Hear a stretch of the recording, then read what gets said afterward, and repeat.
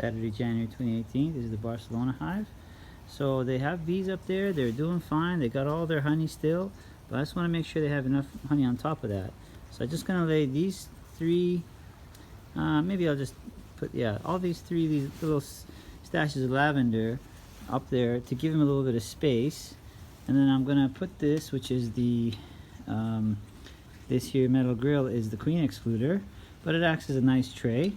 And underneath that tray, they can get access to all the honey, but from underneath. But they'll eventually come up and eat all this. And you want to make sure there's enough in this airflow around it.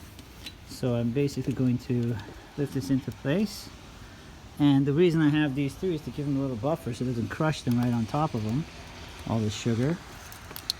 And voila. Might be a little bit thick, so I might have to take it down just a little bit, these lavender clusters, but I think I may be able to weigh it down and they'll still be able to access it.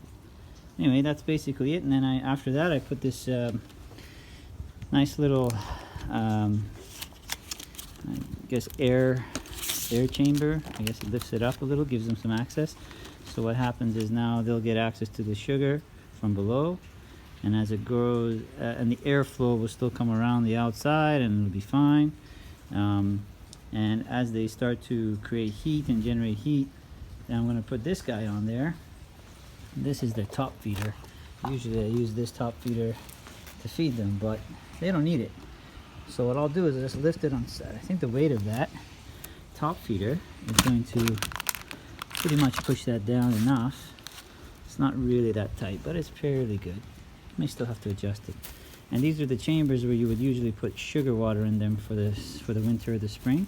But I'm just putting this on there because it's going to keep them a little bit more thermally insulated.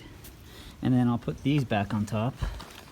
Unfortunately, these poor bees that were just living just fine about 10 minutes ago have not quite made it because it got too cold for them in that little bit. But, you know, it's part of beekeeping. Sometimes things like that happen. And I'll just continue to make sure that they have enough insulation on top. And then I'll put the lid back on. And then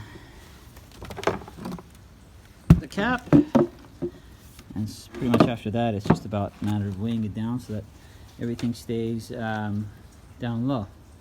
And I just weigh it down with some stone or whatnot.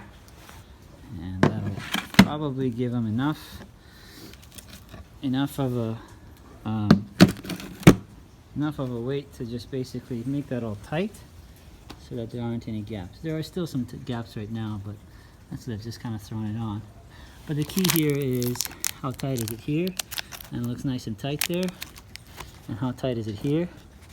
That looks nice and tight there. And you know, just this stuff above it, it's okay. They need a little bit of gap to get some airflow and air escape, just so that the hive can breathe. But for the most part, they seem good. This is a little bit too open, so I'll have to just weight it down a little bit. And that'll be the end of it. I'll show you what it looks like when it's all patched up.